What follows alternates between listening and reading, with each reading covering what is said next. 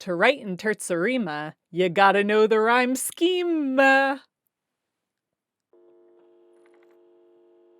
Hey guys, I am Dr. Katie Ailes from IMLab Productions, and in today's workshop, I'm going to teach you how to write in Terza Rima. This is a centuries-old poetic form featuring an interweaving rhyme scheme and a strict stanza structure. In this workshop, I'll break down how Terza Rima works, I'll give you some context on the background of the form, and I will lead you step by step through how to write poetry in Terza Rima yourself. Just like the rest of the workshops in our Return to Form series, there are two different ways that you can watch this video. The first way is to take this workshop and write along. If you're doing that, anytime that you see a screen with a step on it, like this, pause the video on that step, do whatever it says, do some writing, and then hit play again when you're ready to continue with the workshop. The second way is to watch this video all the way through without pausing so that you get a good sense of the form, and then later you can try writing in Terza Rima in your own time. Do whatever feels best for you. All that you need for this workshop is something to write with and something to write on, so pen and paper is all groovy, or a computer or tablet, or even your phone, whatever you feel most comfortable with. Big thanks, as always, to the National Lottery through Creative Scotland for supporting our Return to Form project, and you can check out all of the videos in this project through the playlist linked up there in the eye. All right, let's get to it. So what exactly is Terza Rima? Well, in Italian, the phrase terza rima translates to third rhyme, and that gives us a clue both to the history of the form and its structure. The first person to write long-form poetry in Terza Rima was the acclaimed Italian poet Dante Alighieri, who in the early 1300s wrote his masterpiece, The Divine Comedy, using this form. Over the centuries, it spread beyond Italy, and in English language poetry, it's been used by poets from Chaucer to Byron to Sylvia Plath to contemporary writers like Carol Ann Duffy. So, how does it work? As its translation third rhyme indicates, Terza Rima is a poetic form consisting of sets of three which rhyme. More specifically, Terza Rima consists of tercets, which are three-line stanzas, plus a concluding couplet, and it features an interweaving rhyme scheme and the optional use of poetic meter. The best way to understand how this poetic form works is by seeing it in action, so I'm going to show you now how it works using Joelle Taylor's powerful and beautiful poem written in Terza Rima for this season of Return to Form, entitled W/Man. You can watch the video featuring Joelle reading that poem, plus Colin Bramwell reading his gorgeous Scots poem, The Seek and Turn, through the link in the eye. There are three components of poetry in Terza Rima: the stanza structure, the rhyme scheme, and the optional meter. Let's begin with the stanza structure. As you can see here, poetry in Terza Rima consists mostly of tercets, or three-line stanzas. The length of that final stanza has actually varied over time. Dante used a quatrain in the Divine Comedy, and some poets have used a single line. Percy Shelley was actually the first to use a concluding couplet, and as much as I loathe Percy Shelley, I have to admit that that approach works nicely and seems to have become the most popular way to end poetry in Terza Rima today. As you can see, it's what Joelle does here, and it's what we're going to do in this workshop. Importantly, Terza Rima is what's known in literary terms as an open poetic form. That means that as long as the poem adheres to certain rules, it can be however long or short the poet wants it to be. So here, Joelle Taylor's poem is 26 lines or 9 stanzas long. But you could also write a poem in Terza Rima which is only 4 stanzas long, or one that's 100 stanzas long. It's totally up to you. But however long it is, it needs to be all tercets with the concluding couplet or single line, and it needs to follow a certain rhyme scheme. Terza Rima employs a unique interweaving rhyme scheme, which links each stanza to the ones before and after it. On Joelle's poem, the end rhymes can be coded like this: A, B, A, B, C, B, C, D, C, D, E, D, E, F, E, F, G, F, G, H, G, H, I, H, I, I. As you can see, the A rhyme occurs twice, in the first and third lines of the first tercet. Then, the B rhyme occurs 3 times, in the middle line of the first tercet and in the first and third lines of the second tercet. The C rhyme is introduced in the middle of that second tercet, then it forms the first and third lines of the next tercet, and the pattern just keeps repeating that way until the final stanza. For that final couplet, you just use the middle rhyme from the stanza prior twice in a row. So for Joelle's poem, it was the I rhyme. As I noted though, poems in Terza Rima can be any length, so the I rhyme might not be your concluding rhyme.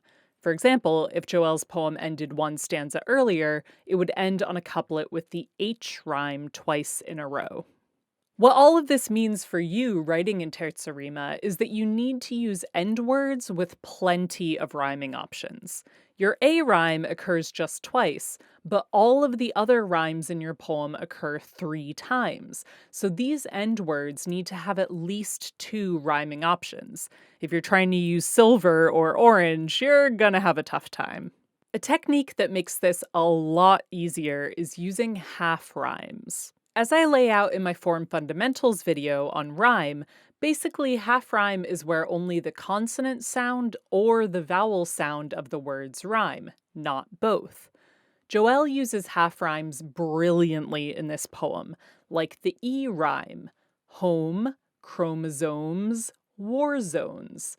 But Joelle also uses perfect rhyme in other places, like the B rhyme, torso, rainbow, shadow. The extent to which you use half rhyme versus perfect rhyme in your Terza Rima is totally up to you.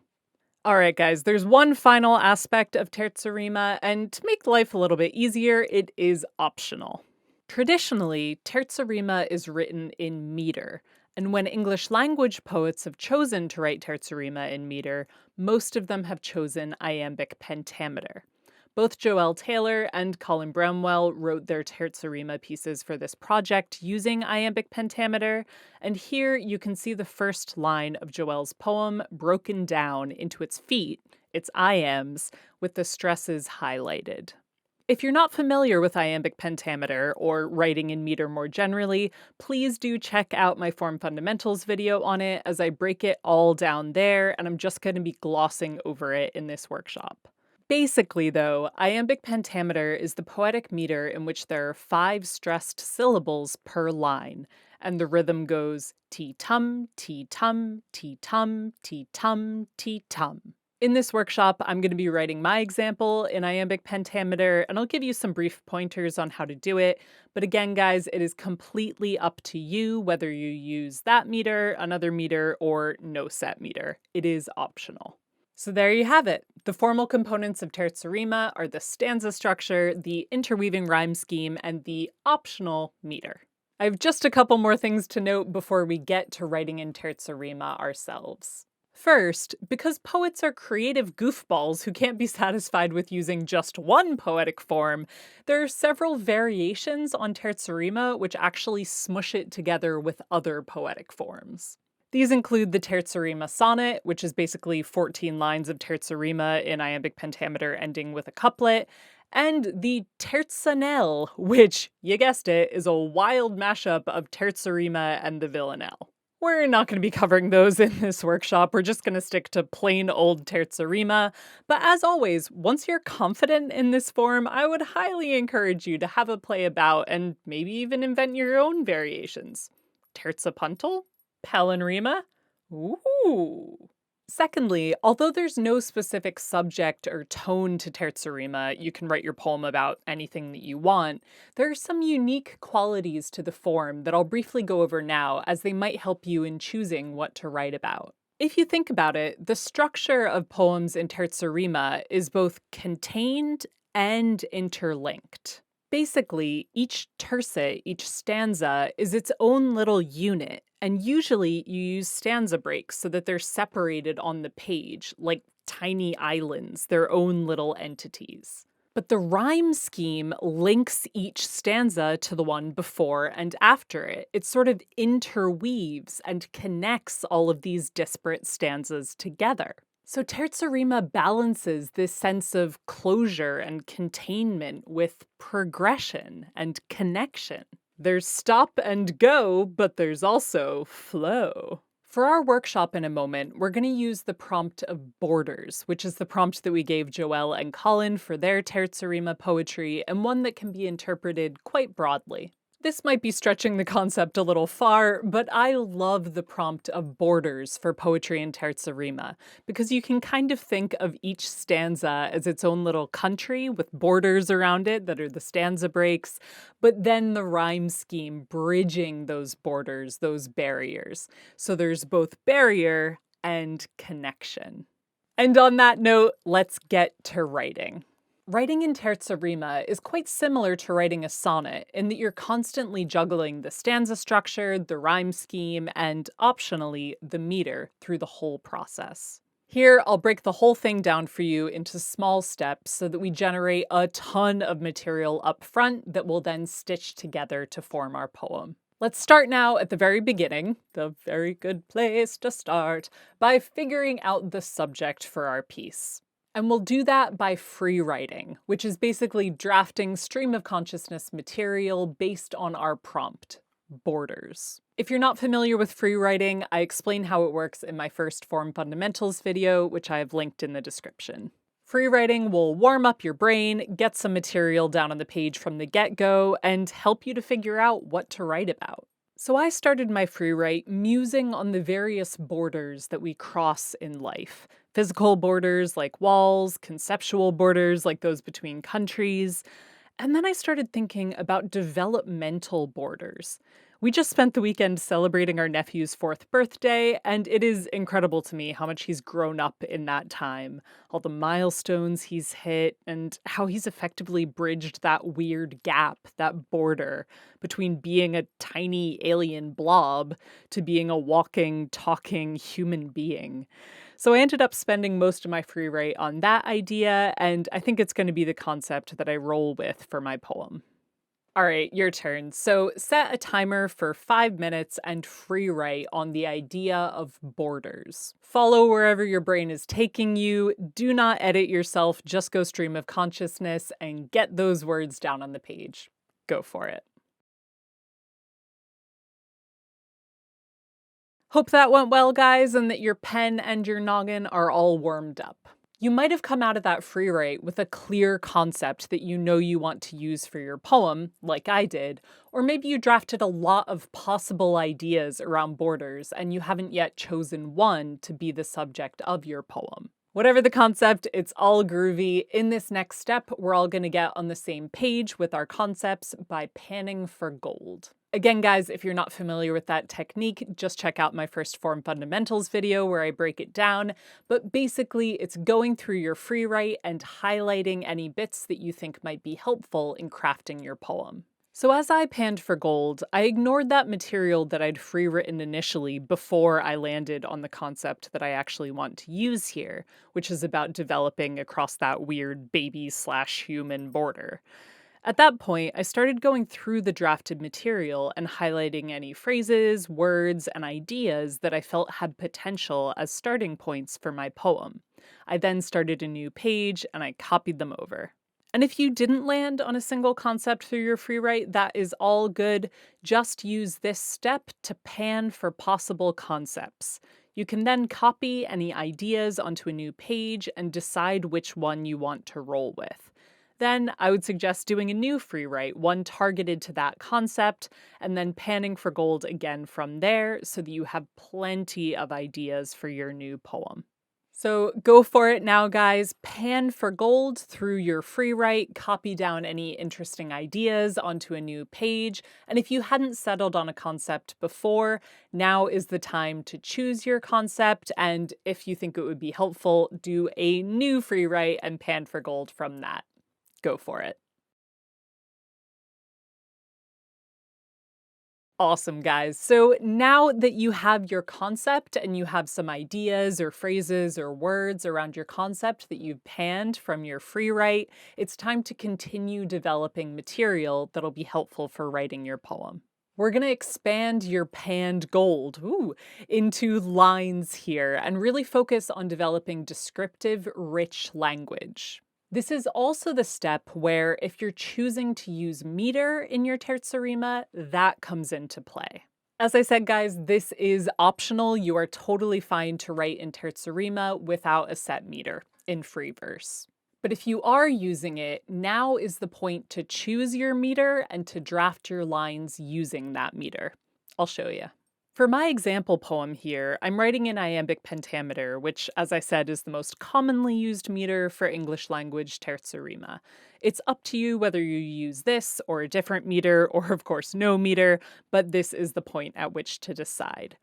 So for this step, you want to draft as much material as you can that is about your subject using the meter that you have chosen. So for me, because I was writing in Iambic Pentameter, I tried to get an iambic rhythm stuck in my head, and I kind of sung it to myself while I was drafting. Ti-tum, ti-tum, ti-tum, ti-tum, ti-tum. Then, as I drafted lines, I marked where the stressed syllables were with a little accent mark so that it was easier for me to see how many stresses I had per line and determine from there where the line would need to break. This can take a little while to get used to if you're not accustomed to writing in meter, and it involves a fair amount of trial and error, so do be patient with yourself. And as you can see here, when I got to the fifth and final stress of the metered line, aka the last word in this line of iambic pentameter, I knew that that's where the line would need to break if I was using the line in my poem. So I then put a box around that word, since that would be the end word and thus the rhyming word in the line. We're not doing anything with the rhymes yet, it is just for reference, so you might find it helpful to do that as well. And remember, guys, we are just drafting at this point, so do not worry if what you're writing seems a little bit silly. Just get stuff down on the page. All right, guys, your turn. So if you are choosing to draft in meter, choose your meter now and draft a bunch of material about your subject using that meter. If you're not using meter, just draft a bunch of material straight up. Take a solid amount of time here, guys. I would suggest at least 10 minutes as we want to get a ton of material out there early. It'll make writing your poem easier. Go for it. Fab. So now that we have all of this raw material, all of this drafted stuff, it's time to start stitching it together onto the structure of Terza Rima. And in order to do that, we need to write out our structure. We need to copy out the key. And because Terza Rima is an open form, the number of stanzas is up to you, we're just going to copy out the key now for the first 3 stanzas and leave it open-ended. I'll show you. So we'll start a new page for this key and set up columns for the line number and the rhyme key. All poems in Terza Rima start the same way. Stanza 1 is a tercet with an A-B-A rhyme scheme, so start by writing that out. Then you'll want to indicate a stanza break on your key. I just use a little Z between the line numbers. Next, the rhyme scheme for stanza 2 goes B, C, B. And from there, it is up to you how many stanzas you want in your poem, but what I would suggest for now is just writing out the first 3 stanza keys, then adding to your key as you go along. The pattern is really simple once you get the hang of it. The middle rhyme from one tercet becomes the first and third rhyme for the next tercet, so it's super simple to add as you go so that you get the length that you want for your poem. All right, guys, I have that key for the first 3 stanzas laid out for you in the next pause screen. So for this step, just take some time, start a new page, and copy it out. Now that we've got our key set up, it is time to start filling it in. This is the sticky part of composing in Terza Rima. It is trial and error, and there are a lot of elements to juggle. I will start you out nice and simple by breaking down how to write the first stanza into easy steps. First, we need to fill in line 1. So here, go back to the material that you drafted, either in meter or not, and look for a line that would work to kick off the poem. In my drafting, I really liked the first two lines that I had drafted, and I kind of smushed them together. So I ended up with, I watch you sprint full tilt across the yard. I liked that both because it sets up a scene and because it ends in a word that has some rhyming options that I can think of just off the top of my head. So I wrote that line in the first line of my key. And guys, I'm just doing it in Sharpie so that you can see it on screen, but I would highly recommend that you do this in pencil, which will make it way easier to redraft and edit.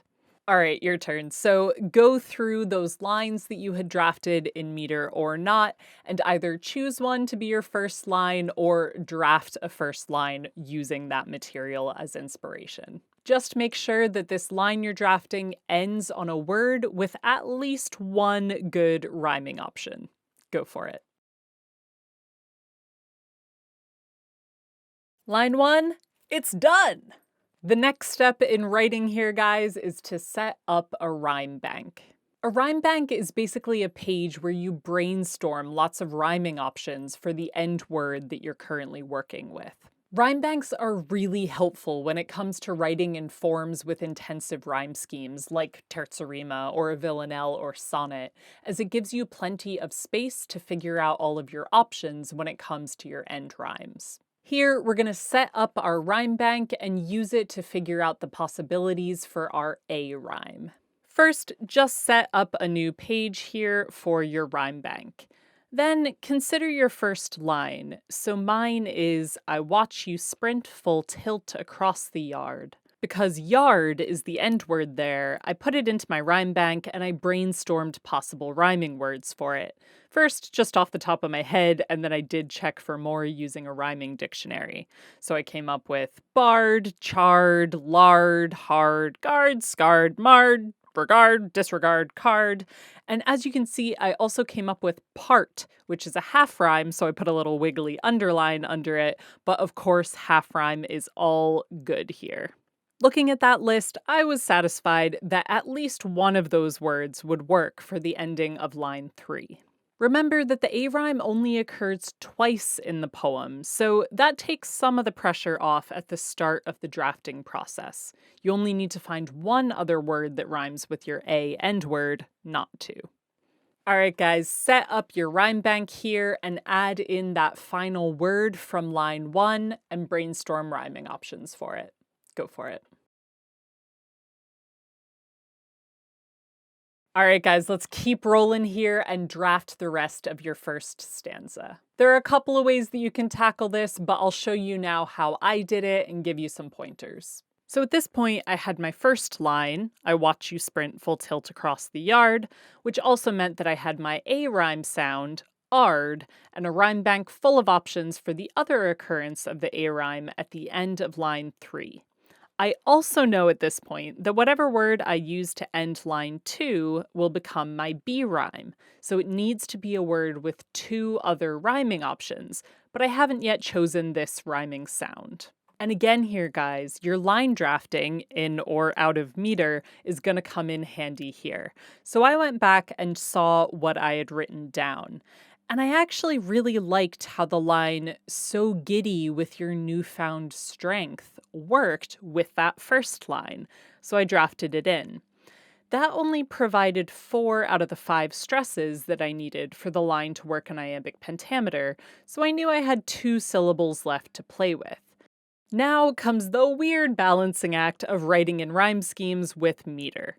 So I had to draft 1 or 2 words for the end of this line that would serve as good options for rhyme B and would work as the start of a sentence which, 5 stresses later, would include the ard sound to make the A rhyme work at the end of line 3. Yeesh! Something that really helps when you're doing this is to work backwards. So I actually went into my rhyme bank and found the ard sound that I wanted to use first. I wanted to use the word guard in the phrase caught off guard, so I filled that in. From there, I worked backwards until I had the rest of the line. And what I came up with was, you grin, line break, at me and call my name. I'm caught off guard. And before I signed off on that first stanza, I double checked that grin would work as a suitable B rhyme. I put it into my rhyme bank and I brainstormed rhymes for it. And luckily, there were loads, so I was happy to roll forward with it. Hoofty! I know that that seems like a lot, and it is a balancing act, but remember, at this point, we're just drafting. Take your time here, give yourself space to try out different options, and rely on the material that you've already drafted. Go for it now, guys, and continue drafting your first stanza. Amazing! That is your first stanza drafted! From this point on, we just keep using those strategies. So relying on the material that you've already written, using your rhyme bank, and filling in your key one line at a time. I'll show you quickly now how I filled in the next couple of stanzas of my example poem and give you some pointers. So as I drafted, I kept flipping back and forth between my key, my rhyme bank, and my drafted lines in meter, and even going back to the gold that I'd panned and my free write at some points when I needed inspiration. And because writing in Terza Rima is such a balancing act, I actually found it helpful to use extra sheets of paper to test out lines before I put them into my key. This got pretty messy, but it was helpful in that it meant that I didn't have to keep copying out my key when I ran out of rooms for testing out options. One thing that I realized pretty quickly that might be helpful to you is that in my writing practice, I have a tendency to use a lot of assonance and consonants to link phrases together. Basically, I group similar sounding words together. And when writing this poem, I kept doing that. And then realizing that I was using up a bunch of potential rhyme options in the middle of my lines so that I didn't have a lot of options left for the end of the line where a rhyme was actually required. So in some cases, I ended up moving around phrases that I drafted in the middle of the line to the end. For example, I initially drafted this phrase, "a bundled bud about to bloom," at the start of line 6. But then I couldn't use bloom as one of my end rhymes for the C rhyme, so I ended up moving that phrase to the end of line 7 and replacing it with "a tiny miracle with dewy." There is still a ton of assonance, consonants, and internal rhyme throughout my example piece, because that's just my jam, and I think that it helps to smooth out the rigidity of the fixed rhyme scheme by adding in random rhymes all over the place, but of course this is not a requirement. Just stick to the end rhymes and you'll be groovy. And guys, as you can see here, whenever I got to the end of a stanza, I just added in the key for the next stanza and kept drafting from there. Remember that your poem can be as long or short as you would like. All right, guys, set aside a healthy chunk of time now and draft the next few stanzas of your poem. You might find it helpful to use extra pages for testing out lines here, and of course, rely on the lines that you've already drafted, your rhyme bank, and your key. You got this.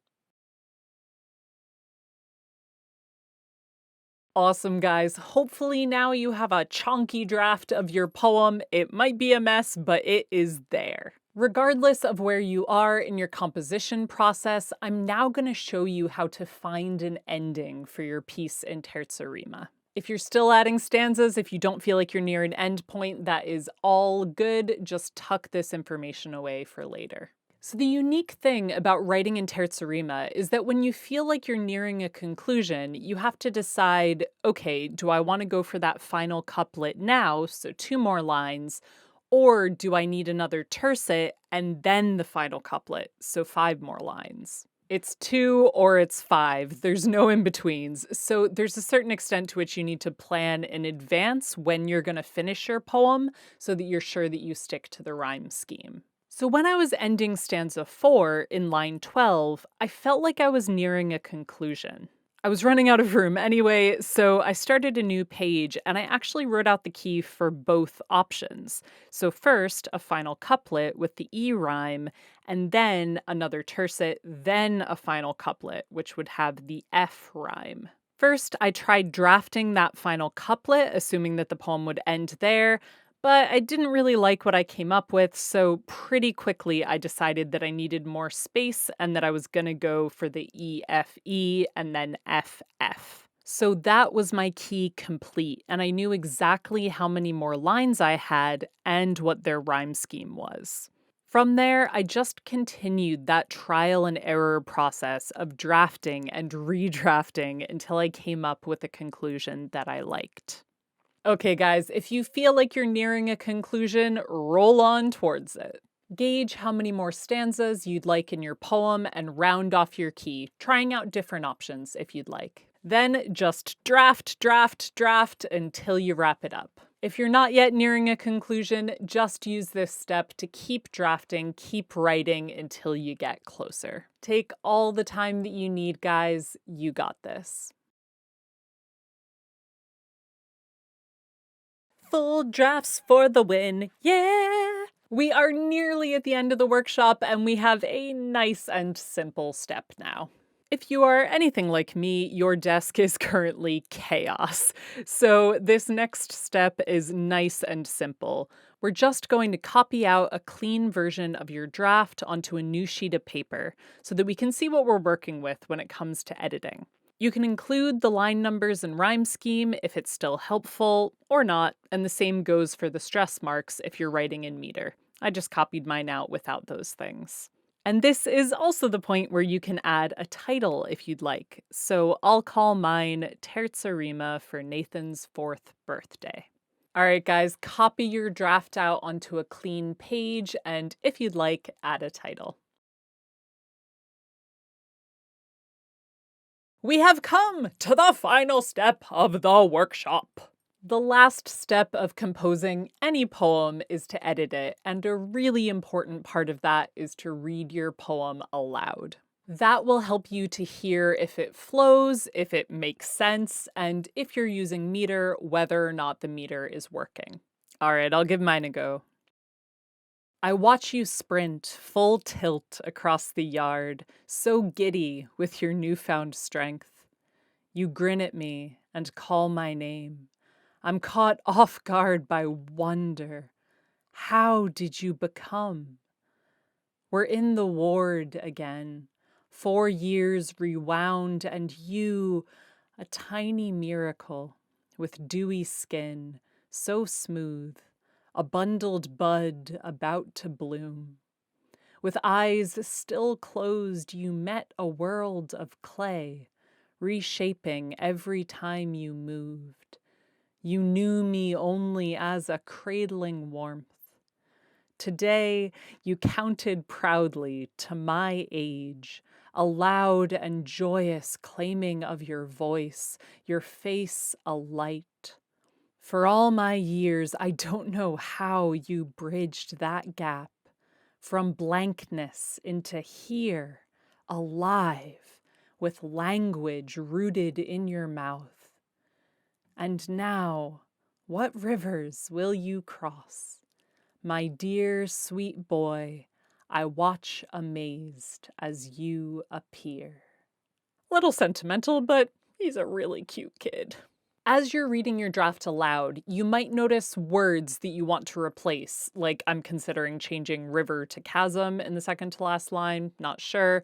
You might notice that the meter doesn't flow, that it doesn't make sense. Give yourself plenty of time now to edit it. Then just continue the cycle for as long as you need. Make the edits, copy out a fresh draft, read it aloud, all that good stuff until you have a poem that you're happy with.